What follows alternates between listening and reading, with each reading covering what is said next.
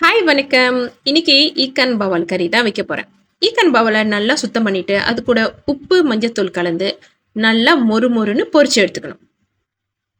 இந்த மாதிரி நல்லா மொறுமொறுன்னு பொரிச்சு எடுத்துக்கணும். இப்போ சட்டியில எண்ணெய் ஊற்றி அது கூட 2 கரண்டி கறி தாளிப்பு சேர்த்து கடுகு நல்லா பொரிஞ்ச உடனே ஒரு வெங்காயம் 4 பல்லு பூண்டு கொஞ்சம் கருவேப்பிலை கலந்து நல்லா கிளறி விட்டு நல்லா அது ப்ரௌன் கலராக வெந்ததுக்கு அப்புறம் தக்காளி பழம் 2 பொடிசா கட் பண்ணி அதையும் கலந்து அதுவும் நல்லா மசிச்சு வெந்த உடனே நான் எப்பவுமே மிளகாத்தூளை மீன் கறித்தூளை தண்ணி கலந்து வச்சிருப்பேன். அதையும் கரைச்சி நல்லா அது கூட சேர்த்து கொஞ்சம் உப்பு தேவையான அளவு உப்பு சேர்த்து சாந்து நல்லா கொதிச்சு வரும்போது நம்மளுக்கு தேவையான எவ்வளோ கறி வேணுமோ அந்த அளவுக்கு தண்ணி கலந்து புளிக்கரப்பையும் அப்பவே கலந்துக்கணும்.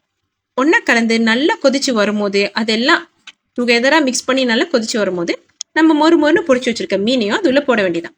போட்டு ஒரு கிண்டி அது கூட திக்கான பால் தேங்காய் பால் அதையும் ஊற்றி நல்லா ஒரு கிளறி இப்போ கடைசியா தான் நான் எப்பவுமே வெண்டி அது போடுவேன்.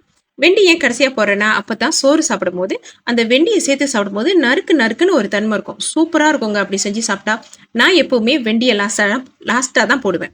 இப்படி செஞ்சு பாருங்க, மீன் குழம்பு சூப்பரா இருக்கும்.